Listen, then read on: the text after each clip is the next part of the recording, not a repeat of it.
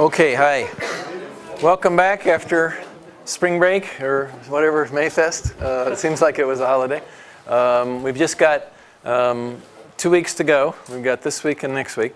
So we'll try to finish up Chapter 5 about memory, move into Chapter 6, and if we can, we'll touch a little bit into Chapter 7 about parallel processing systems. If you remember, this was the last slide that we covered on Friday. Some of you weren't here, but this is the architecture of what we're calling virtual memory. And the idea with virtual memory is that things that are in main memory are just cached copies of what's on the disk. So now I have this enormous storage ability. Programs can be extremely large. The second idea is that what's in main memory is some of my pages, some of your pages, some of her pages, some of his pages. We allow multiple processes to be in memory at the same time, but they don't interfere with each other because their virtual addresses are translated into physical addresses. Physical addresses are the real memory addresses. Virtual addresses are the addresses that the processes used for themselves. They say, I'm fetching instruction at address 28. I'm going to go look at the data at address 1256. But you know what? I have an address at 28 also, and you have an address at 28 also, and you have an address at 28 also, but they're not the same 28 because the virtual page number and the offset in the page get translated to a different physical page number, but the same offset in the physical page. These are physical pages here. So the translation makes sure that what I think is on my page 0 at address 28 will end up in a physical location that's different from what you think is at page 0, address 28 of yours, because my virtual page will not end up being on the same physical page as your virtual page will be on a physical page. The physical pages will be different even though they're both the same virtual page. So that means that my memory map of my address space can look just like your memory map of your address space and yet be put in completely different places in physical memory. Now this translation, as you can see, takes place by this number serving as an index into a table and this number becoming the physical page. So we have a lookup table. That lookup table for translation from virtual to physical is called the page table. Now, since all addresses will now be translated from virtual to physical, it looks like all references will have to go to main memory. But didn't we just spend a week and a half talking about avoiding going to main memory because it's so slow? And we built a whole system called the cache approach, which is to try to avoid going to slow DRAM and have a hit in small, fast, static RAM, which we call cache. We're going to do the exact same thing here. We're going to try to avoid going to the physical full page table in main memory by using a fast, static RAM subset of the frequently accessed page references in a cache which has a special name called translation look-aside buffer. So the whole principles of cache that you learned in the last week and a half will now transfer over to this particular. So we've actually got two cache things going on here. This is a cache for that. That's our definition of virtual memory. We're going to have a cache for this to make it fast so that virtual memory doesn't hurt us too bad and slow us down. So we're going to get the advantages of virtual memory without a big speed penalty. Now this can be an enormous page table, so we're not going to be able to fit the whole page table into our cache. Our cache is going to be on chip in fast static RAM built with transistors that are in the space that we have on our chip, so it'll be accessible at chip speed, and that's known as the memory management unit, and particularly the translation look-aside buffer. So you can see that our architecture now looks like this. The CPU generates a virtual address. It's translated by a mechanism that we want to make fast, and we get a physical address. The physical address goes to our memory hierarchy. We hope we have a hit in cache and we get it fast. If so, we've got a hit. If not, we have a miss and we have to go to main memory and we get it slow. But one way or another, we deliver the data or the instruction to our CPU. But everything has to go through this translation mechanism. And you can see now, since this is hard to shill with this, it's going to slow us down. The only question is, will it slow us down a little or a lot? If a little, maybe we can stand the pain. If a lot, we won't like that. Okay, so cache accesses become very expensive if every access was really 2 access. In other words, if I had to go to memory here and then cache or memory again, that means I have n as 1 memory, maybe as bad as 2 for every, so I've really got a slow system. But if I have a cache here and get a hit, and cache here and get a hit, 2 quick hits might fit into a clock cycle very nicely. So that's what we're hoping for. The hardware fix, as it says, is to use a translation look-aside buffer called TLB for short, which is a small cache that keeps track of the recently used items in this full translation table. Okay, so we don't have to do a full page table lookup. All right, so now you see that the virtual page number is sent to this translation look-aside buffer. We're trying to find a hit on the tag, a match. At the same time, it's sent to the physical page table in main memory. If we get a hit here, we cancel this because we got our answer fast. If we get a miss here, we continue this, and we get our answer slow. So we do them in parallel, as you can see. Okay, so the diagram is slightly modified. Obviously, what I'm trying to get here is if I have a virtual page hit here on the tag, then the physical page that I want is here, and that forms part, that's the part of the physical address that I needed. The translation will happen here instead of here. Okay, that's my hope. But of course, I have to search in parallel. So the translation look-aside buffer, you know, like all caches, we've got to look at them in parallel to find that if it's anywhere in there, if it's fully associative. Of course, I could have set associative, I could have direct mapped, etc. Just like any other cache, the TLB can be organized as fully associative, set associative, or direct mapped. It's typically much smaller, the cache access time for TLB, because the TLB is typically smaller than my other caches. So the TLB cache, if we go back here, the cache for this is much smaller than this, so it should have a much faster hit time than the cache for this, just because it's smaller. It's made out of the same technology, but it should have a faster hit time. Notice its typical size is not very big. TLBs generally don't contain more than about 512 entries out of the page table, even on really big machines. They're not enormous caches by any means. All right, now, our architecture changes again. Now the slow translation and the fast translation are themselves a pyramid, as well as the fast and slow memory, a separate pyramid. So here's a memory hierarchy. Here's a little tiny memory hierarchy here, only 2 levels here. Okay, here, if we miss here, we go to disk, of course. So I'm trying, with the virtual address, to get a translation look-aside buffer hit.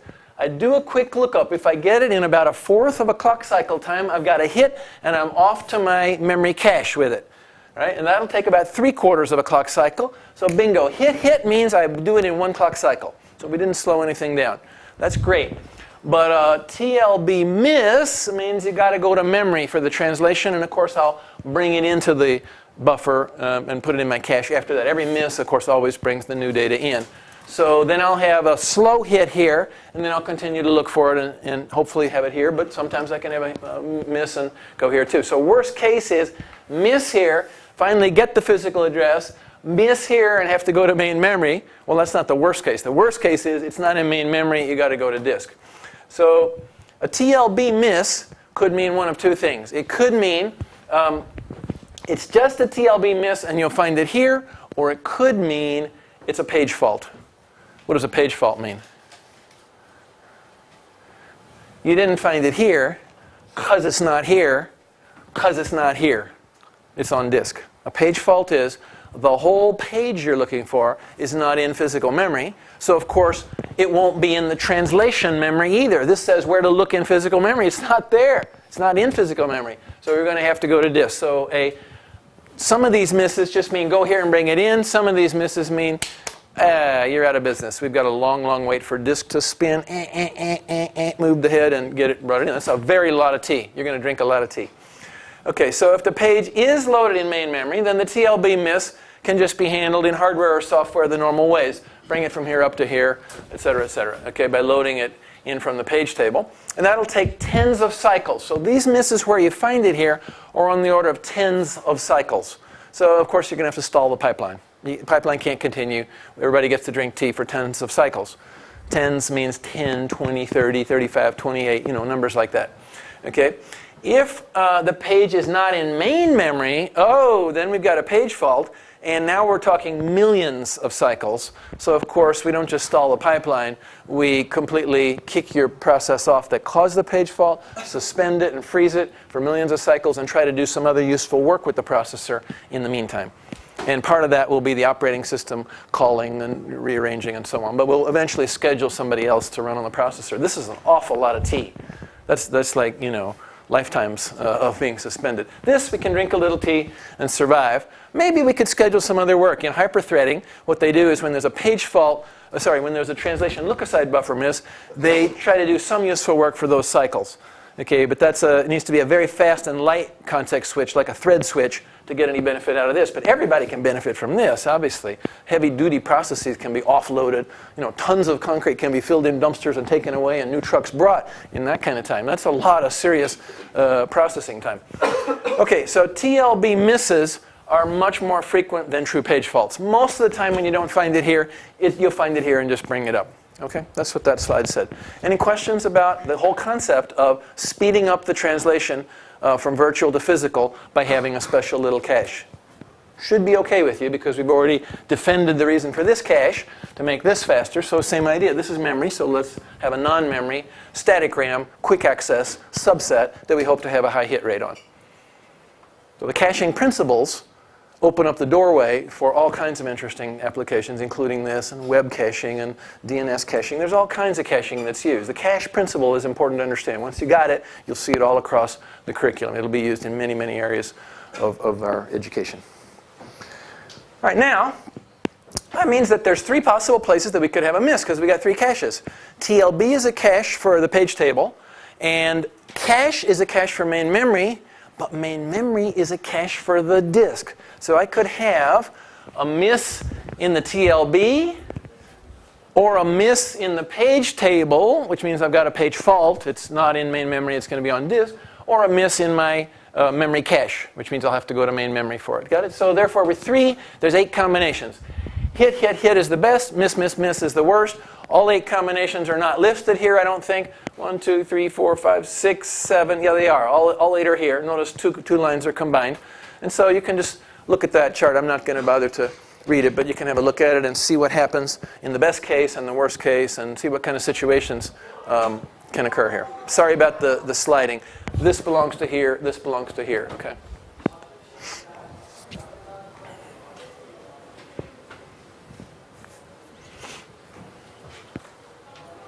Notice there's a couple impossible ones down here. Even though, in theory, you can create that combination, in practice it can't happen. It's not possible. So 3 of the combinations are impossible.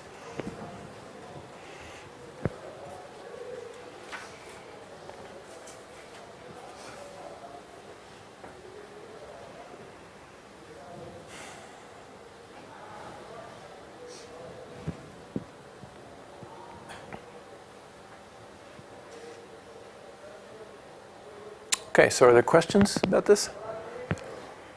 Notice that if I have a hit here, I don't really find out what happened here. I cancel that search. Remember, we search in parallel, but as soon as I find a hit, I say, great, I know it's going to be here if it's here. It's impossible to have a hit here and a miss here. It's impossible. So therefore, if I have a hit here, I will have a hit here, but no need to search it. It says that here. Actually, you could say it here as well. So the only difference between these two is you found the translation real fast.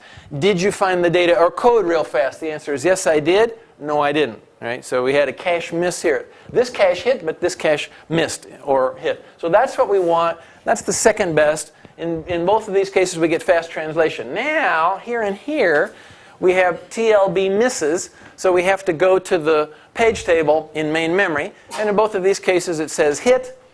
But we also might have a cache miss as well. So we had miss on the first cache, miss on the second cache, but it's still not a page fault. Now this one is the one that's a page fault. If you miss in TLB and it's also not in the page table, then it's not in main memory. Okay, so of course you will have a cache miss. There's no such thing as miss, miss, hit. It's impossible. Okay, it says right here, miss, miss, hit is impossible. If it's not in main memory, then it won't be in the cache of main memory either. Right, so these three are, this one's the worst case. That's 1,000,000 cycles. These two are impossible combinations. Okay. So these are the 8 possible things that could happen, but they're not all really possible. The 8, actually I say it, combinations of which 5 are possible and 3 are impossible. Any questions about this? All right, so this simply describes what can happen in that system. Now, there's the picture of the architecture. There's the behavior of it. Okay. Now what we want, of course, is a high hit rate of this and a pretty high hit rate, a pretty low hit rate of missing here or missing here. And remember, the whole goal of caches is to have a high hit rate. So we want this rare and this rare. This is supposed to be the most common one. And this one is super rare, super, super rare, because its penalty is so high, its frequency must therefore be equally low. So 99.99999% of the time you'll not have a page fault. Page faults are 0.00001 because they're very rare to have a page fault. But when they happen, it hurts. Okay, any questions? All right. What to do when there's a TLB miss? Okay.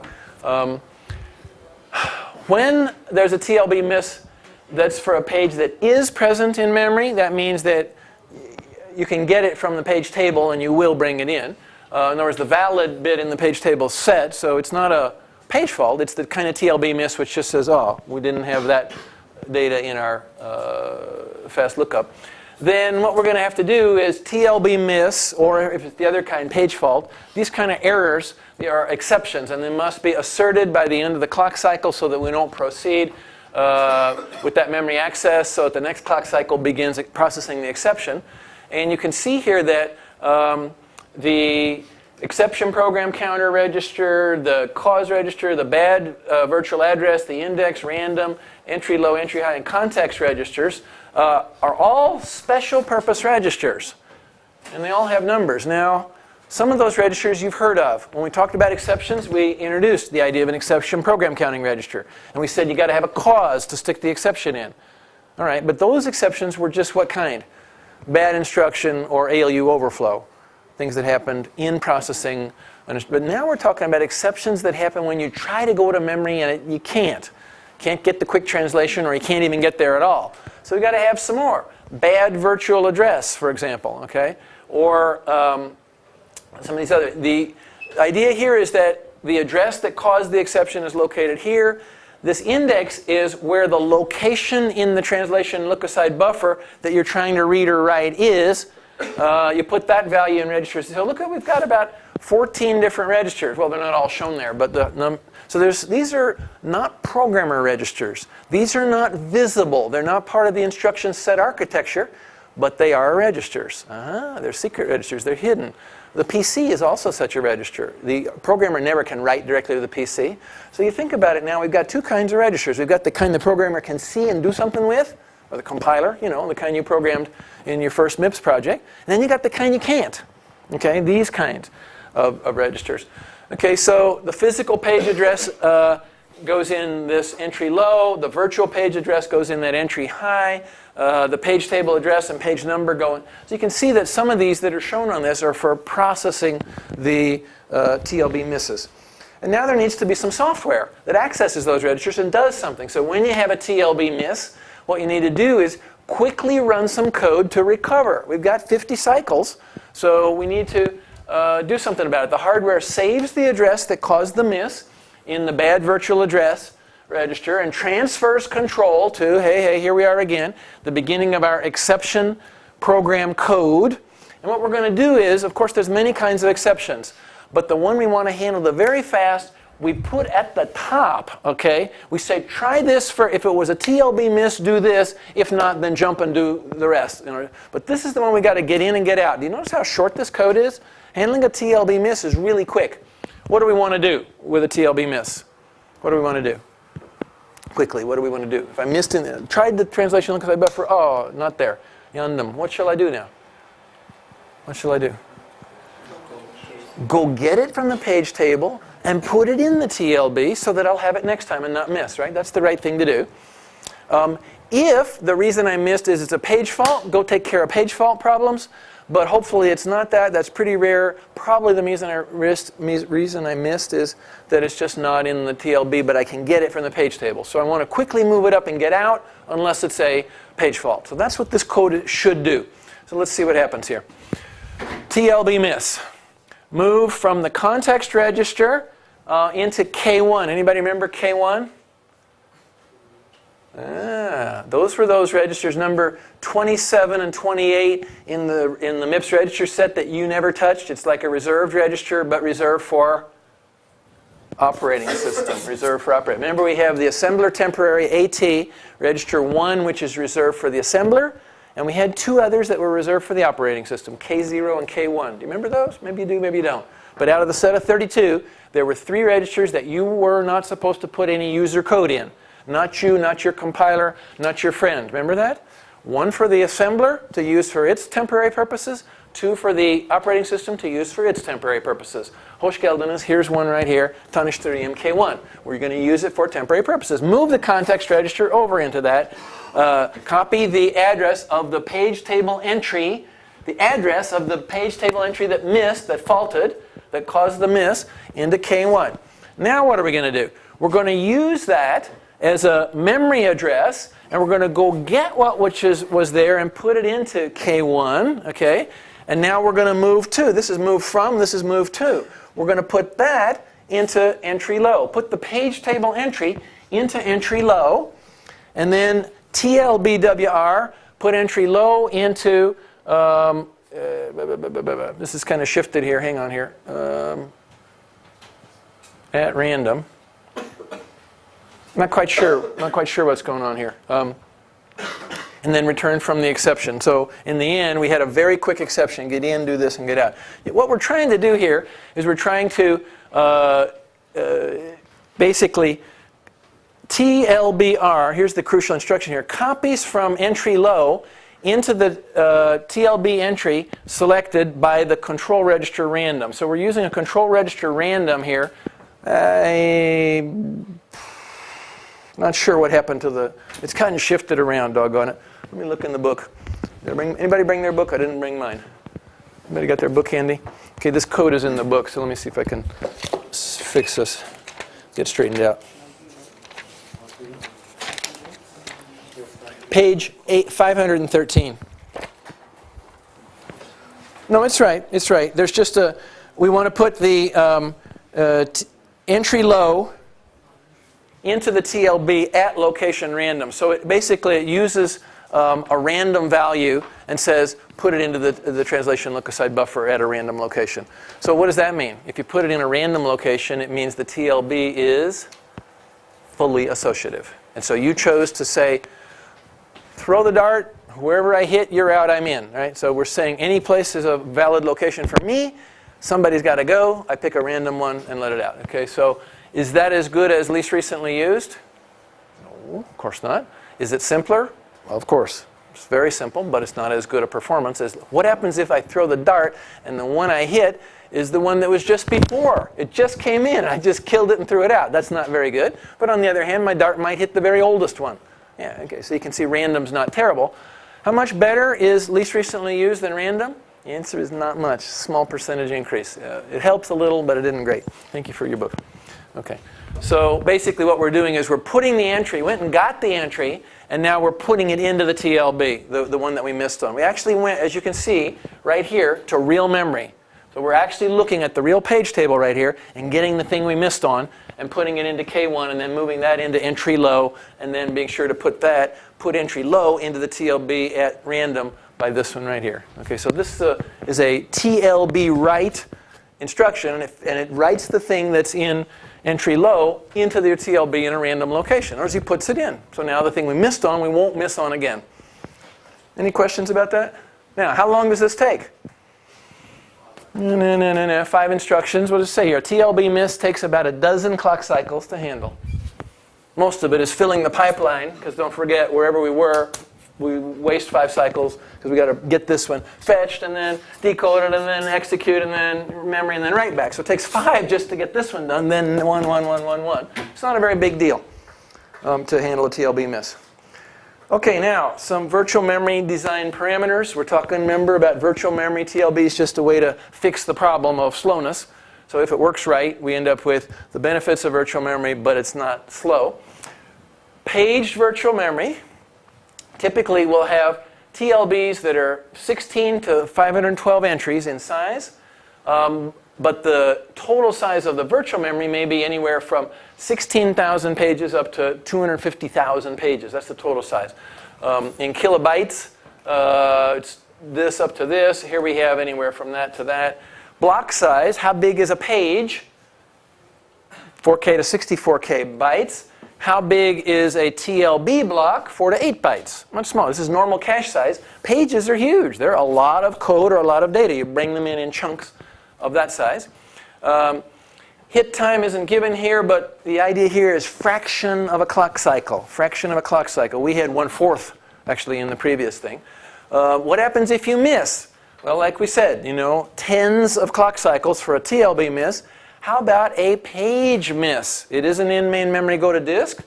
Well, that says 10 million, that says 100 million. So millions of clock cycles if we have a page miss. What about the rates? Like I said, 0.00001. What about over here?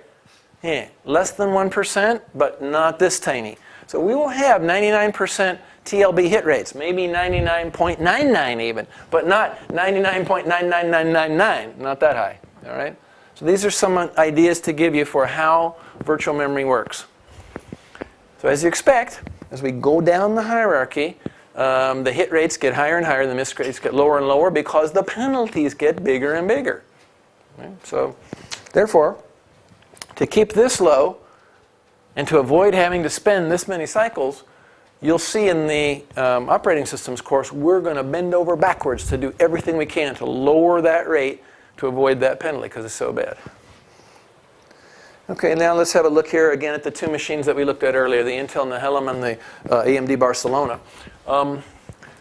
Virtual address size 48, 44 physical. Virtual address size 48, 48 physical. We already discussed how these can be independent from each other. This doesn't have to equal this, right? Great. They both picked 48-bit virtual address sizes.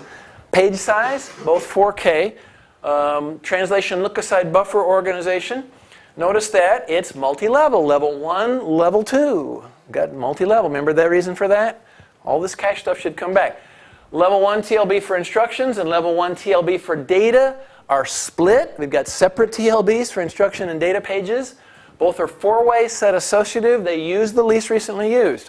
We just did random here, but they use least recently used. That means they're going to be spending some overhead in transistors or in space to do that.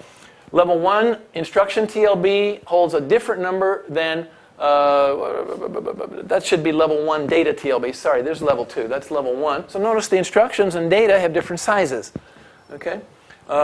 Level 2 TLB is unified. It's not split. It's instructions and data together. It's 4-way set associative. It also uses LRU. It holds 512 entries. Bigger than this. Anybody tell me why? What's the goal of a level 2 cache? Don't miss. Let it be slow, but please don't miss. So therefore, bigger is worth it. What's the goal of a level 1 cache? Fast, in order to not slow down the pipeline. This is the one we're going to look for when the pipeline says, I need it now, and you hope you have a hit rate. But if you miss here, hopefully we're not too many cycles. We'll stall the pipe slightly and go to level 2. If we miss here, oh, then we got to run a code from the operating system like you just saw. Okay. TLB misses are handled in hardware. Exactly. Part of the memory management unit moves things up and down between the TLB. And so we're going to totally handle this in hardware from here to here. But how about from here to memory? I don't know. Does that mean that? I'm not sure. Okay, then let's go over here for AMD. What do? Split level 1. Notice for data and instructions are different. Per core, they've each got one. They're fully associative. 4-way, fully. More expensive. AMD's philosophy seems to be more parallelism, more associativity, greater degree of associativity. It uses LRU. The level 1 instruction and data TLB are both the same with 48 entries. Interesting, look at that. Okay, smaller than both, but equal sized. Why Intel thinks they need to be bigger for instructions and smaller for data, I don't know, but AMD didn't come to that same conclusion. Why do you think this is smaller than theirs? Do they have less transistors on their chip? Do they make them bigger? Their chips are smaller? What happened here? Why smaller? They used it for the fully associativity. Exactly. They spent their transistor budget to make it more associative, therefore they don't have as many entries. What do you expect to have a better hit rate? Full associativity and smaller or less associativity and bigger? Depends totally on the access patterns. Intel thinks this is better. AMD thinks this is better. Right? Be interesting to be inside the walls and have a microphone and hear their discussions. I don't know. But okay, let's go to level 2. Okay, level 2 TLB for instructions and level 2 TLB for data. Not unified, still split, thinking that there's an advantage in having them separate. Now we've gone to 4-way associativity, probably because they're bigger. They are bigger. They're 512 entries. But notice we got 2 that are 512, grand total 1,024 entries. Here only 512 entries. They spent a lot more transistors. Misses are handled in hardware. Okay, so what do you see? Strong similarity but not perfect. Why not? Because this is implementation. This is below the dance floor. This is the man holding up the instruction set architecture and saying, I'm going to do it differently. No, you hold it like that, I hold it like this. It doesn't matter, as long as you hold it up. Support the ISA, the instructions can dance on it. How you do it in hardware below, it's totally up to you, my friend. Okay? That's back to the beginning of our course. This is implementation detail. Now, next question is, why not let cache be virtually addressed? Why do we have to translate to physical addresses for cache? What if cache could just be addressed virtually? Okay? Look at this. The virtual address goes to translate for physical address for main memory, but we send the virtual address to cache. Now, what would this do for us? What would this do for us? How's that better, if it could work? I won't talk about if it works or not, but why is that better? Why would anybody want to do that? Size of virtual address nature. It can be slow. Related to the size of the address, many things slower, or slower is the reason, but not because of size of address. Yeah, why is this supposed to be faster? Because it's not looking for 32 bits, it's looking for... No, you missed it. If you don't know the answer, it means that you forgot this architecture. There's no translation. Exactly. What's going on here? First look here, then look here. Everybody see that? You have to translate, and then you can go to the cache. So we've got to spend some time here, and then we spend some time there. It's hard to shill, right? First this, then this. Now look again at this one. What's going on now? Straight to cache. Yeah. Now, why are we even doing this translation? Why are we doing this translation? In case we miss in cache, then we can go to main memory with a physical address. Okay. Great idea. It seems to save time. It seems to allow us to, when cache has a hit, to get in and get out very fast with virtual addresses. But can we do it? But is it reasonable? Are there any unsolvable problems with this? Yeah. We can't do it because translation is faster than cache. If we're missing cache, translation will have already understood. Will have already passed the main memory. Did you say we can do it or we can't do it? Can't. I didn't understand the reason why we can't use virtual addresses to go to cache. Why is that wrong? We can go to cache, but if we have a missing cache, Yeah. Translation would have already... no, translation had to wait for the cache to... Hit or miss. Why? Because this doesn't wait. As you see, we do them in parallel. Yeah, so what's so bad about that? That seems to be, parallel is speed up. Artificial is slow, parallel is fast. So why are you against that? The reason we had added translation is because it's faster and we don't want to miss in that. No. The reason we added translation is because virtual memory requires translation in order to make sure that your page and my page don't chuckish in the same physical memory. No, the reason we added translation is to allow virtual memory, but yazik, translation slows us down. That's the reason we added it. We didn't add translation to speed up. The side effect of translation is it slows us down. Cache, it didn't slow us down. That's why we're doing TLB, to speed up the slowdown of translation, but still have translation so that we can still have virtual memory. One more time, my friends. Most of you went off and played on Mayfest on Friday. Listen, the reasons for virtual memory, very important. Do not forget these. You can't be a computer engineer unless you remember these. They are, no, I'm joking. The reasons for virtual memory are to allow a process to be bigger than the size of physical memory. If somebody said to you, sorry, your program doesn't fit, we only have 2 gigabytes of main memory, you're like, wait a minute, man, I've got this data, I've got this program, I need to run it. Are you telling me I can't run it? Yeah, we only have 2 gigabytes. Go out, you need 12, go spend a whole lot more money. Oh, no, the main board doesn't hold 12. Oh my goodness, I've got a 300 gigabyte disk, for Pete's sakes, can't I just use the disk? No, you're not allowed to have anything bigger than main memory. What kind of world is that? Ridiculous. Okay, so virtual memory allows us to have our code and data on disk, but be using it as part of the program. So it allows main memory to not be the limit, disk to be the limit of the size of your code and data set. Raise your hand if you disagree. The world has got some pretty big programs and some pretty big data sets. Do you disagree? Go visit Google, go visit Yahoo, go visit, Amazon. You'll find there's some enormous programs and enormous data sets. You can't limit them to the size of physical memory. That's the first question. So it allows us to get bigger. That's a really great benefit of virtual memory. But that's just the tiny little tip of the iceberg. Listen to this one. Virtual memory allows me and you and you and you and you and you and you to be in memory at the same time and running our processes at the same time, either sharing one CPU or each of us on our own CPUs. We've got multi-core now. So if I got 8 cores, I'd love to run 8 processes or 8 threads. But if they can't be in memory at the same time, oh, your thread's turn, bring it in from disk. Thanks, you're done, put it back on disk. Your thread has a turn, bring it in from disk. Forget it. We have to be in memory at the same time. Okay, so to be in memory at the same time, to share memory in any reasonable way, we have to have virtual memory. Virtual memory allows us to share without interference.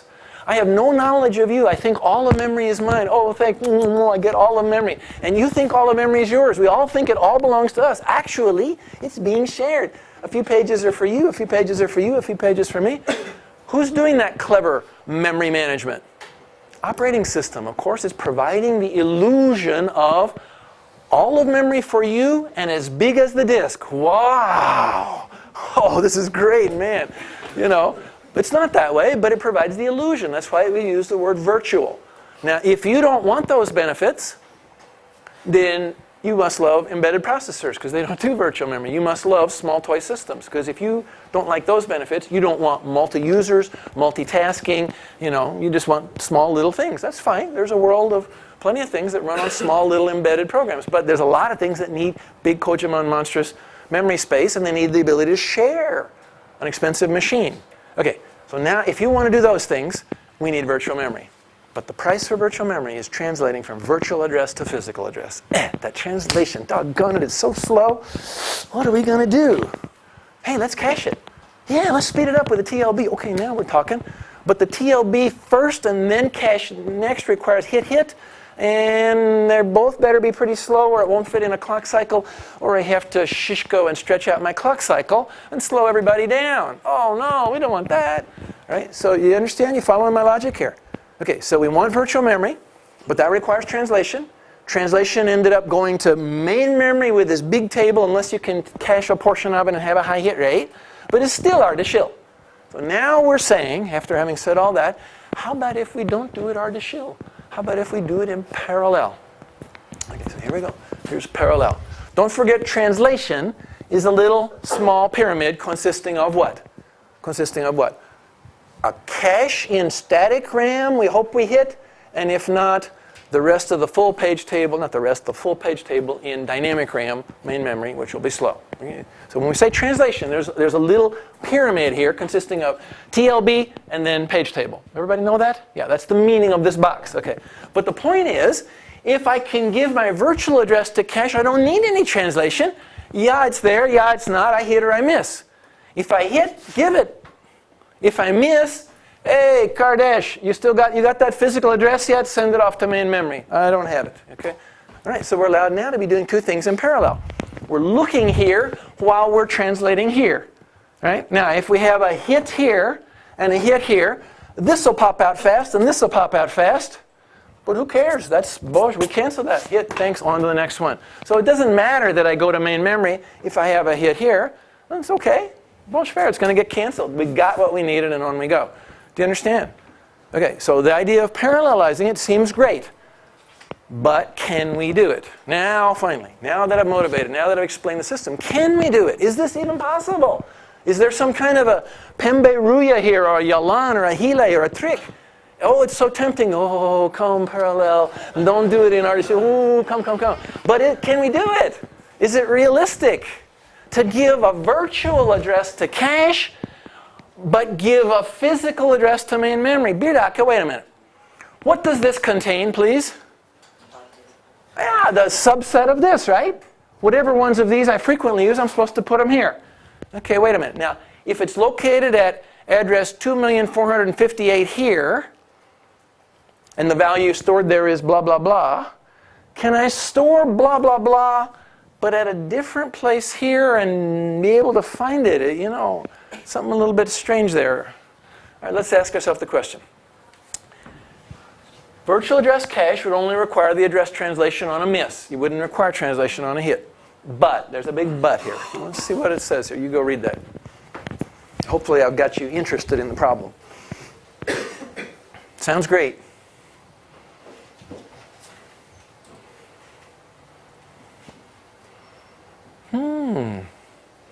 The Chuckishma-Sislik, which virtual memory ensured, has now gone away, hasn't it? Because your virtual address 27 and my virtual address 27 are not the same thing. At your 27, you want some data in your program, and 27, I want some code in my program, make it 28, so it's divisible by 4. Yeah, they're looking for completely different things. But if you send your 28 to cache and have a hit, you know what you might get? Mine. You might get mine. Okay, all right. So that's called aliasing. So we would have 2 copies of the shared data in the cache and 2 entries in the TLB, which would lead to coherence issues. So we must update all the cache entries with the same physical address, or the memory becomes inconsistent. Yeah, see, the matching from here back to here would become a problem if we were to do this. Yeah, Buren. Translation faster or a hit time in cache faster? Is translation faster or a hit in cache faster?